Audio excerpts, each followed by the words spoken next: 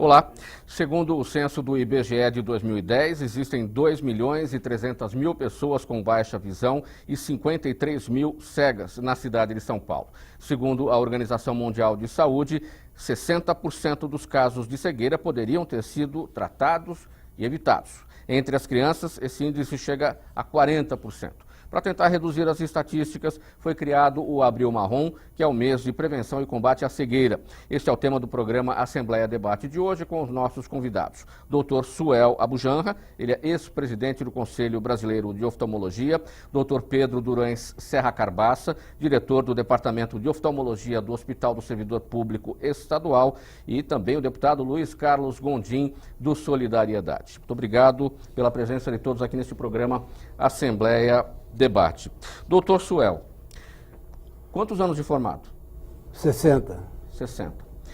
O senhor já viu ao longo de todo esse tempo de formação, toda a sua experiência, algum programa, alguma política voltada para a questão da cegueira, para a prevenção desse tipo de problema?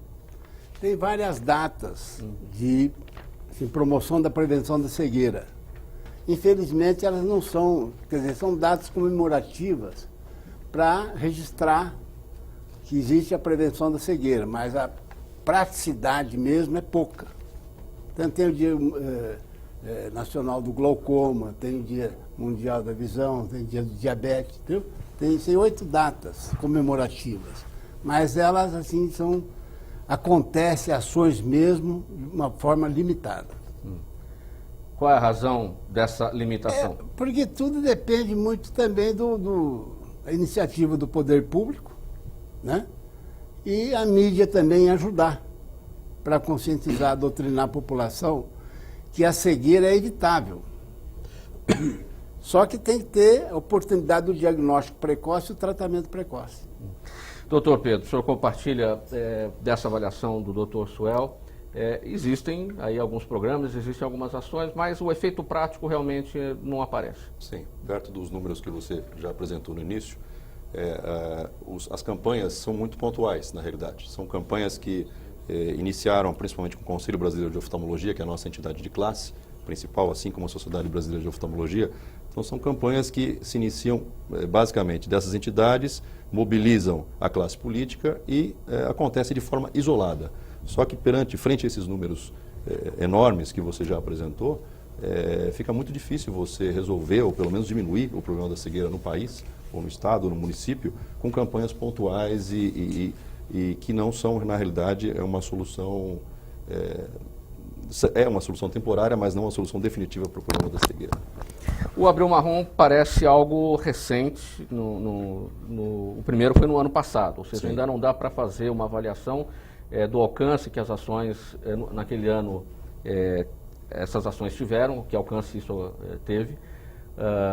E esse ano como é que vai ser? Qual é o planejamento que está sendo feito? O Abril Marrom começou ano passado com um movimento de entidades privadas, né?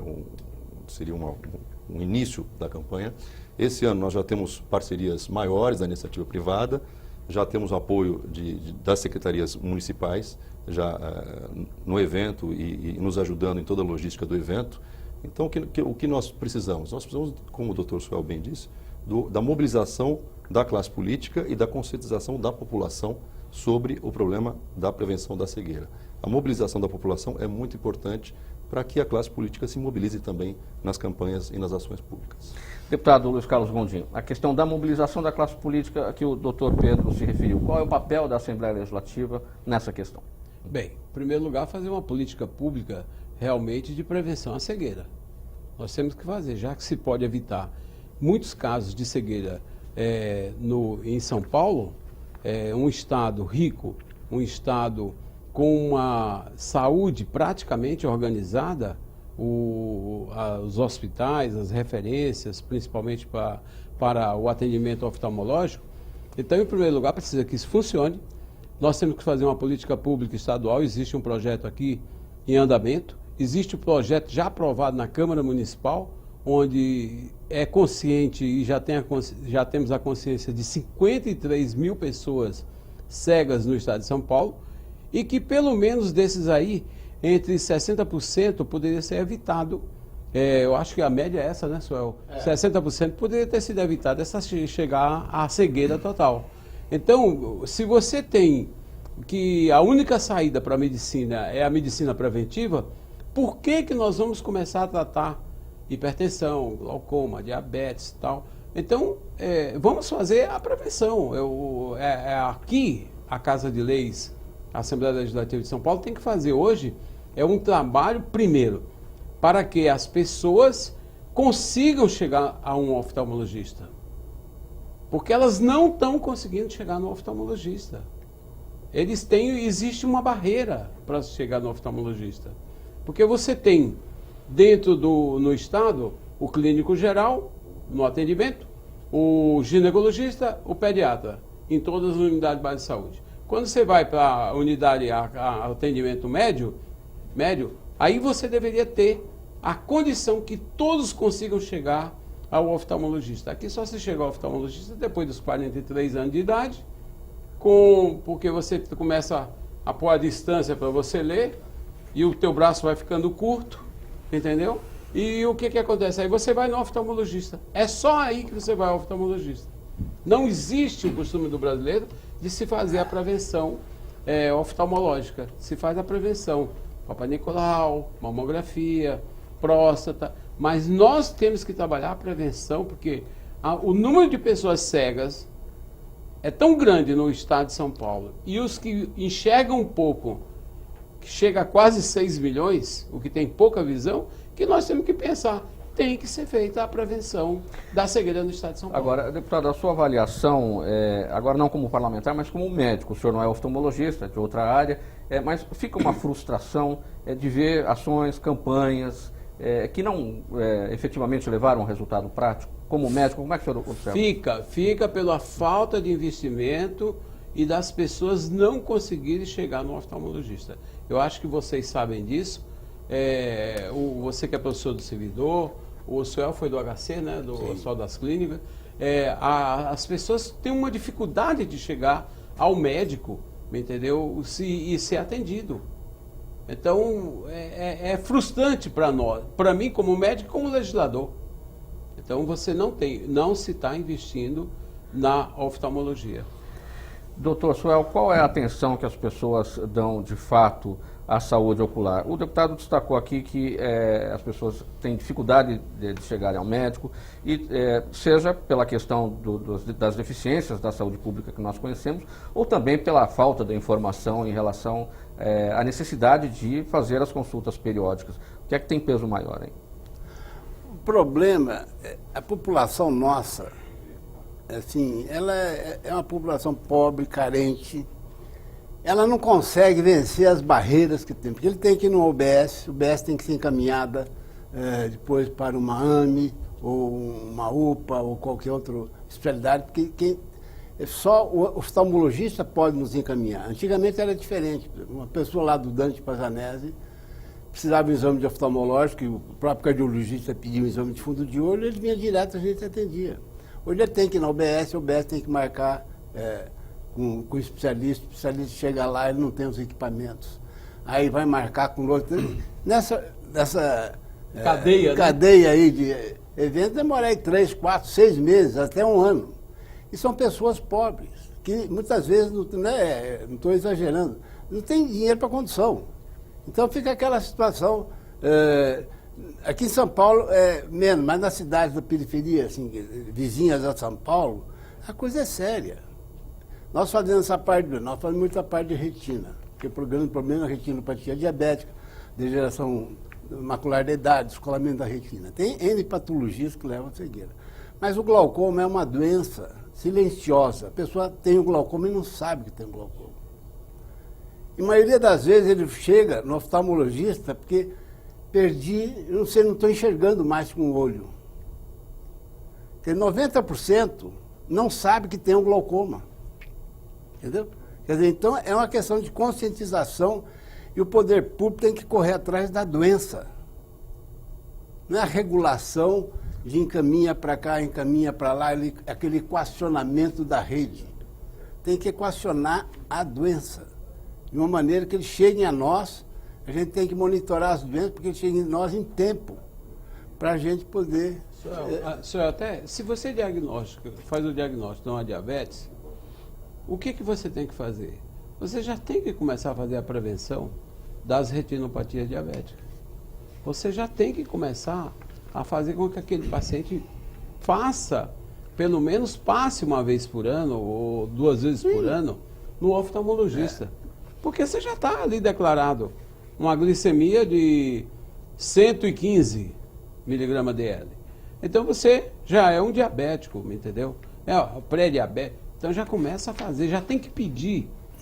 Tem uma glicemia alta ao oftalmologista. Agora o que acontece? Eles complicam. Que a unidade básica de saúde poderia fazer, o próprio clínico geral poderia fazer isso. Então tem que ir ao UAME, ou no caso que ele falou, a UPA, ou um hospital por causa da diabetes dele, e ter já uma complicação, aí é que se manda para o oftalmologista. Porque ele diz, não, minha vista também está embaçada, então não estou enxergando. Depois de 10 anos, 70% da população tem retinopatia diabética. Se pegar todo o universo dos diabéticos, 30% deles tem retinopatia. E é uma Tem doença... sintomas? Não tem sintoma, porque a pessoa vai perdendo a visão e não percebe. Acho Quando que eu tenho chega que usar num nível óculos. significativo, aí ele nota que diminuiu a visão. Aí ele procura, chega lá no próprio... o endocrinologista encaminha ele. Tem essa parte dos colegas, né? É conscientização, que tem que correr atrás para evitar, correr atrás da doença, evitar que ela avance, porque Agora, tem tratamento. Qual é o sinal da retinopatia diabética? Porque uma coisa é a miopia, você não enxerga de longe, a hipermetropia você não enxerga de sintoma, perto. é uma pessoa sintoma, A normal. presbiopia, que você precisa do óculos para leitura. O sintoma, Não tem sintoma também. não, é essa só o exame dificuldade, como é que a gente preventivo. observa essa dificuldade? Qual é a Mas a dificuldade? pessoa diabética, ele pode ter a retinopatia, não perceber que tem a retinopatia e só vai ser diagnosticada na mão de um especialista, que vai dilatar a pupila dele, vai examinar, vai fazer Eu acho que ele a quis perguntar retinografia. se existe assim uma perda de visão, se teve... Não embaçou significativa. a- Poderá ser embaçou significativa. a Se visão. é perda de visão ou uma dificuldade de leitura, por exemplo, ou uma dificuldade de se observar Aí a são distância. casos leves. O Sim, grande é o problema- começo da retinopatia. O grande problema das doenças oculares é que a grande maioria delas não tem sintoma. Elas são indolores e a baixa visão se manifesta, às vezes, nas fases terminais da doença. Assim como a retinopatia diabética, que o Dr. Suel frisou bem, o diabético ele não sabe que ele tem a retinopatia diabética até a visão dele, ele sentir alguma dificuldade de visão e muitas vezes ele acha que é pelo óculos, que é um óculos ruim ou que ele tem miopia, hipermetropia, mas às vezes não é. A maioria das vezes não é. Então, o grande problema da oftalmologia é esse. As doenças, a grande maioria delas, não tem sintomas precoces. E o que as pessoas têm em mente é que o simples fato de... O fato de enxergar significa que está tudo bem com a visão e não é bem isso? Exatamente. Aliás, não é nada disso. Você precisa ir ao oftalmologista regularmente, mesmo que você enxergue bem. Porque você tem doenças que não têm sintomas, como glaucoma, retinopatia diabética nas fases iniciais não tem sintoma, e muitas outras. Então, o exame do oftalmologista não é só óculos, na realidade, não é só uma baixa visão. Ele faz outros exames. Doutor Pedro, e qual a idade ideal para que se faça essa visita preventiva? Preventiva, ok. Você tem 2 faixas etárias, na infância e a partir dos 40 anos. Né? Na infância, você tem também, nós dividimos em 2 categorias.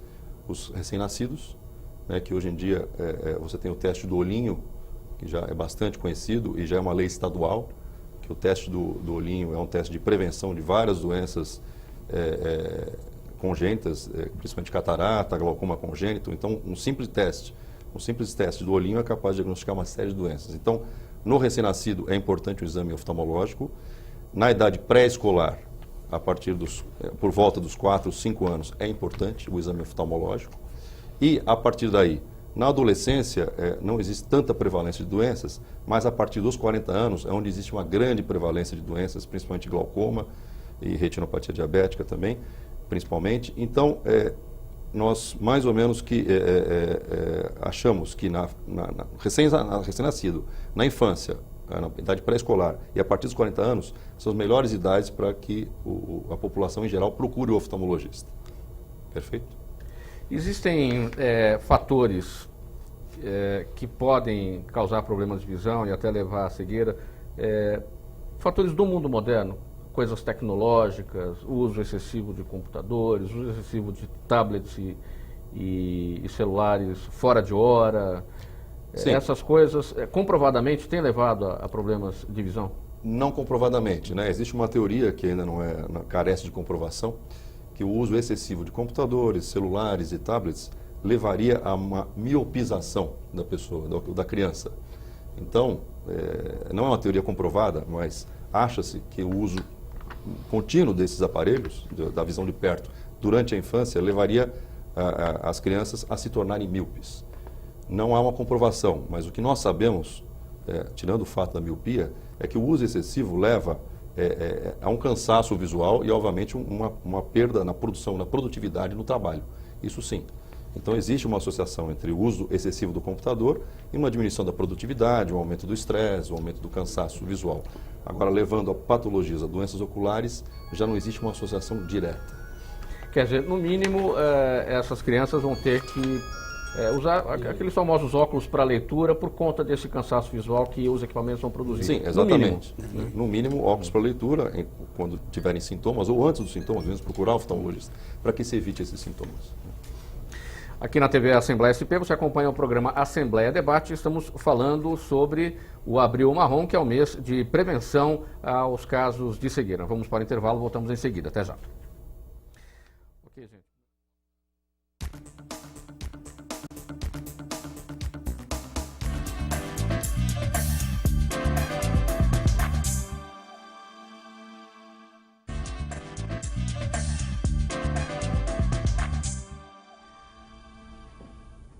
De volta aqui na TV Assembleia SP com o programa Assembleia Debate, falando do Abril Marrom, que é o mês de prevenção e combate à cegueira. Doutor Suel, vamos falar agora das questões genéticas, das doenças genéticas ou das questões hereditárias que levam aos problemas de visão. Elas não são muitas, são raras, mas elas também assim não têm uma solução que dê para recuperar a visão. Elas têm que ser administradas, criar condições boas de conforto visual para os pacientes. E existe mais uma educação mesmo para o deficiente visual, certo? Agora, prevenir não tem como, tem que ter uma orientação assim com um geneticista para aquelas pessoas que têm qualquer deficiência, qualquer doença hereditária, evitar os problemas de casamento, essas coisas todas. O conforto visual, que ele chama, a criança normalmente não usa lente, ela tem que ser óculos, né? Lente de contato a gente recomenda de forma geral por volta dos 14 anos, acima dos 14 anos. Aí seria óculos, né? Então tem o trabalho sim. também psicológico de como educar essa criança, porque mostrando que daquele jeito ela enxerga bem, que é o que ele chamou de conforto visual, não é isso? Então, uma das coisas difíceis é você fazer a criança seja usuário de um óculos. Sim. Eu acho que vocês têm essa mesma dificuldade. Sem dúvida, porque a criança, na maioria das vezes, não tem tanto sintoma, ou não relata tanto sintoma, ou não quer usar óculos. Então, a gente tem essa dificuldade mesmo e tem que conscientizar o pai e a mãe da importância da criança usar óculos para que ela não desenvolva sintomas de desinteresse de aprendizado, que é muito comum, né? Hoje em dia, às vezes você caracteriza uma criança como tendo alguma deficiência de aprendizado e, na realidade, ela tem uma deficiência visual e que poderia ser corrigida com óculos, né? Mas numa visita ao oftalmologista com uma criança e nessa visita a constatação de que ela realmente tem alguma dificuldade e que precisa do óculos, certamente ela irá usar o óculos porque ela vai perceber que sem óculos ela vai ter a dificuldade, com óculos fica uma coisa mais confortável. De forma geral, sim. De forma geral, elas usam, mas com conscientização dos pais, né? Que é necessário também, né? Senão elas usam apenas, às vezes, em atividades que não deveriam ou não levam na escola o óculos. Então é preciso que haja uma conscientização do pai, da mãe ou do responsável pela criança. Ô Pedro, só um pouquinho também. Mas dessas enfermidades, qual é a mais comum? Que às vezes eu vejo criança com o olho tapado, usando um óculos um pouco mais fundo de garrafa, né? Aquele mais forte, né? Então, Qual é a enfermidade mais comum que a gente vê essa busca pelo conforto? O que a gente diz, o erro refracional, né, o vício refracional mais comum é a hipermetropia. Ao contrário do que as pessoas acham, que a miopia é mais comum, a hipermetropia é a mais comum e atinge mais ou menos 64, 68 milhões de pessoas no Brasil. Então é um número altíssimo, altíssimo. Míopes nós temos dados um pouco divergentes, mas é em torno de 40 milhões de míopes no país. Então, se você tem 40 milhões de míopes e 60 milhões com hipermetropia, você tem 100 milhões de brasileiros com alguma enfermidade oftalmológica. Sim, com alguma deficiência visual. 45%. Com algum erro refracional. Metade da população praticamente. Exatamente, exatamente, os números são esses. Então, mais uma razão para se fazer o Abril Marrom e prevenir a cegueira. O Abril Marrom estabelece alguma ação, alguma campanha também para chamar a atenção em relação aos acidentes que podem levar à cegueira?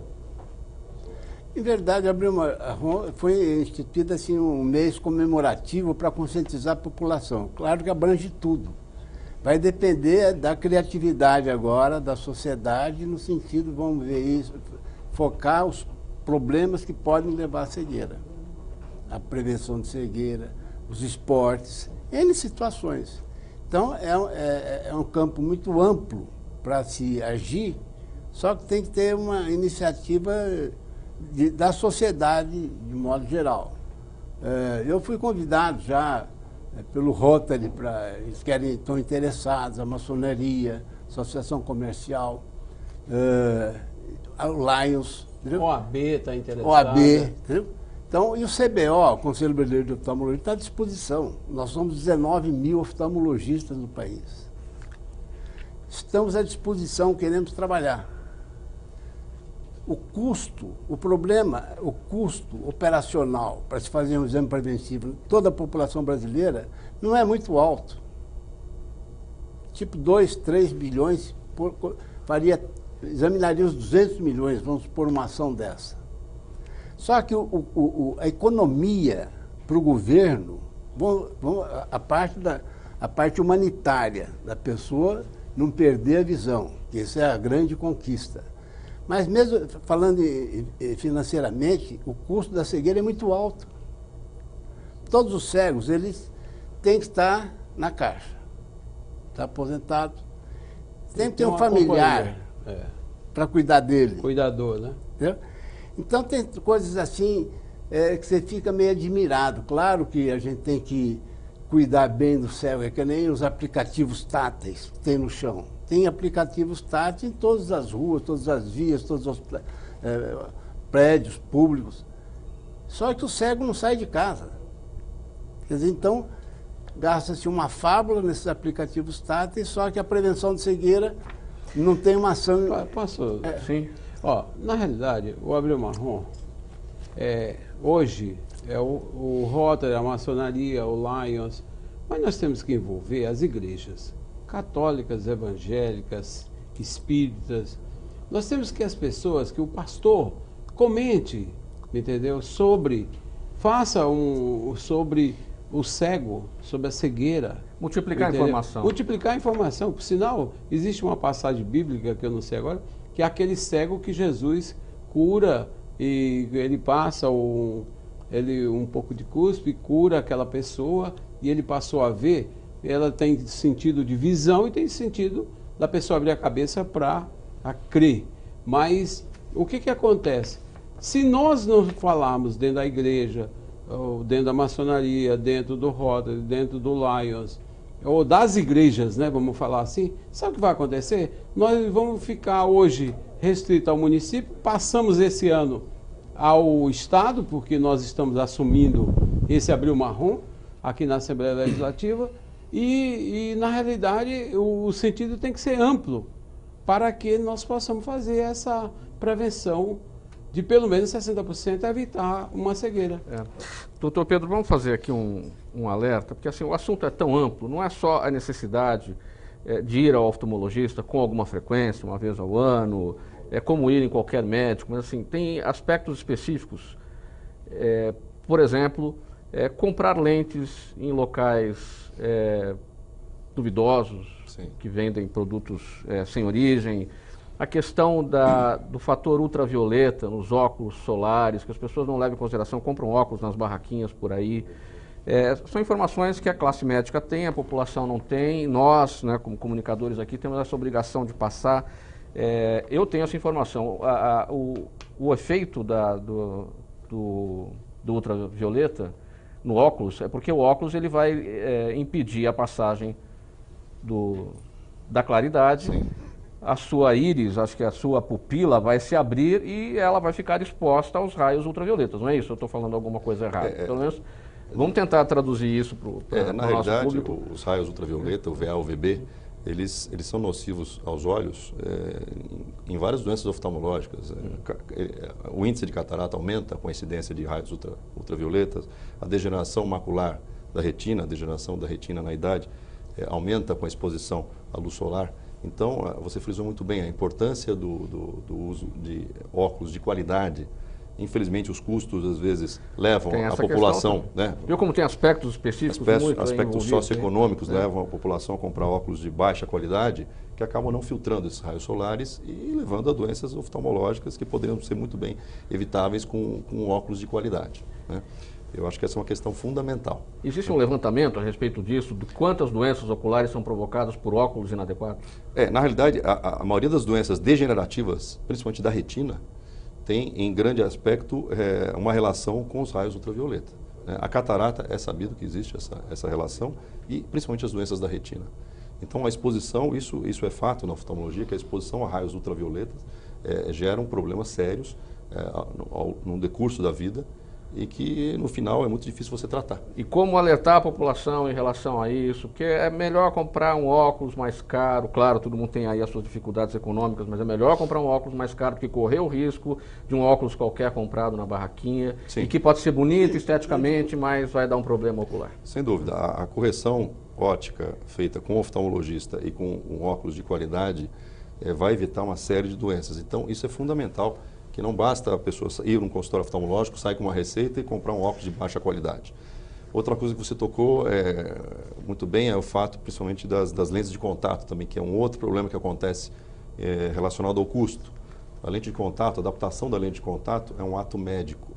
Deve ser feito pelo oftalmologista dentro do seu consultório e deve ser uma coisa restrita ao oftalmologista. O que acontece hoje em dia? Pelo baixo custo, as lentes de contato são feitas em óticas e indiscriminadamente e também geram problemas oftalmológicos. Mas existe lente de contatos boa fabricada no Brasil? Existem lentes de contato muito boas. Essa parte está bem desenvolvida. Muito bem desenvolvida. O que acontece? O que acontece é que existem lentes de todas as categorias, óbvio, de segunda linha, lentes inferiores, que são vendidas às vezes em óticas e de qualquer forma. Ou seja, o paciente não tem, a população não tem essa conscientização. E isso gera problemas sérios, né? Na córnea, úlceras de córnea, infecções, né? As lentes de contato têm todo um trabalho a ser feito com elas. Toda uma adaptação. Tem as lentes diárias, as lentes para um mês, as lentes para 6 meses. É um ato médico, é um ato que o oftalmologista acompanha do início ao fim a adaptação da lente de contato, coisa que não é feita na ótica. Na ótica ele simplesmente compra a lente e fica à mercê aí de uma lente de contato de qualidade muitas vezes duvidosa, né? Enfim, com que frequência devemos ir ao oftalmologista? Aquela pessoa que não tem nada ou aparentemente está tudo bem, que eu enxergo, estou bem, mas eu tenho que ir. De forma geral, recomenda-se uma vez ao ano. De forma geral, se a pessoa não tiver diabetes, não for hipertensa, se não for fumante, se levar uma vida saudável, uma vez ao ano, recomenda-se uma consulta no oftalmologista. Nesses casos de doenças crônicas, diabetes, hipertensão, aí esse período reduz? Esse período reduz, de acordo com a doença, né? A retinopatia diabética, existem protocolos, dependendo do estágio da retinopatia diabética, o paciente deve retornar a cada 3 meses, a cada 6 meses, a cada ano, ou seja, o protocolo muda de acordo com a doença. O glaucoma, por exemplo, que é uma doença de uma prevalência relativamente alta na nossa população, recomenda-se que a cada 3 a 4 meses o paciente vá ao consultório para medir a pressão ocular. Dr. Suel, as doenças causadoras da cegueira ou as doenças oculares de uma maneira geral podem ser percebidas pelos pais? Aquela criança que não se queixa, que está enxergando mal, até porque talvez nem tenha essa referência, mas tropeça em alguma coisa, bate em algum lugar, porque não tem aquela noção exata espacial. Sim, os pais percebem, a mãe percebe, mas deve ter, quer dizer, como se diz, uma doutrinação e tornar-se um hábito de vida de levar as crianças para o oftalmologista. Porque ele pode ter uma hipermetropia lá não muito elevada e ter uma diferença de hipermetropia entre um olho e outro. Aquele que tem a hipermetropia mais elevada, a visão não se desenvolve. E a criança não percebe, nem os pais percebem. Por isso que é importante o exame preventivo. Fazer o exame para ver se tem uma diferença de graduação entre um olho e outro, porque esse olho que tem uma graduação pior, ele tem uma qualidade visual pior. A imagem é ruim. Então a criança faz o quê? Ela suprime essa imagem que vai para o cérebro, ela retira. Fica olhando só com o olho bom, melhor. Então esse olho que ela suprimiu a visão é um olho que a gente fala amblíope. É uma deficiência visual funcional, por falta de uso. Não se comparar a mão direita com a mão esquerda. A gente já nasce com essa diferença. E no olho pode acontecer graduações diferentes e a criança preferir mais um olho que o outro. E aí é que vem, então, o tratamento de ocluir o olho bom, para forçar a criança a usar o olho mais, assim, desfavorecido. E é fundamental, então, esse exame preventivo. Quer dizer, já você tem que pensar que a prevenção de cegueira já começa na gestação, com as infecções rubéola, toxoplasmose, certo? A criança nasce, tem que ver o teste do olhinho, porque pode ter um glaucoma congênito, pode ter um tumor, certo? Pode ter qualquer outra deficiência, uma catarata congênita. E aí, nos 3 anos de idade, é fundamental, porque a nossa visão se desenvolve bem até os 4,5, 5 anos de idade. 5 anos, vamos pôr essa data. Aí o que se desenvolveu fica para o resto da vida. E o que não se desenvolveu também não conquista mais. Então é fundamental. Existe tratamento até 7, 8 anos de idade, mas o data limite mesmo do bom desenvolvimento visual é 5, 6 anos de idade. E bem objetivamente, para a gente encerrar esse raciocínio e ir para o intervalo, o que o deputado chamou a atenção desse olho que às vezes a gente vê que é ocluído, no sentido de... Tampado, assim, para o povo entender. Tampado. É para estimular a visão do outro olho, que não é tão bom, e também para correção do astigmatismo, em alguns casos. Não. É para forçar... Astigmatismo não, aquela... O estrabismo. Estrabismo. A criança tem os olhos estrabos, mas você pode ter também ambliopia sem ter estrabismo. Em geral tem o desvio, porque aí facilita o diagnóstico. Sim. Aí os pais levam porque a criança está estrábica, a criança vesga. Agora, é fundamental fazer o exame. Não é preventivo mesmo, 3 anos de idade leva a criança, não custa nada, entendeu? Então, essa parte, quer dizer, é por toda a vida. Em relação chamando a atenção um pouco a questão dos óculos ultravioleta, pessoas como você, que têm pele clara e olhos claros, vocês são mais expostos. Então, é fundamental realmente usar óculos com filtro ultravioleta. Essa dica foi para mim, então. E também evita o problema do pterígio, a pelezinha que cresce, aquela... muito no norte tem, porque lá a exposição ao sol no norte do Brasil é muito grande, entendeu? Então forma pterígio. Aqui na TV Assembleia SP, você acompanha o programa Assembleia Debate. Estamos falando sobre o Abril Marrom, que é o mês de prevenção e combate à cegueira. Vamos para o intervalo, voltamos já.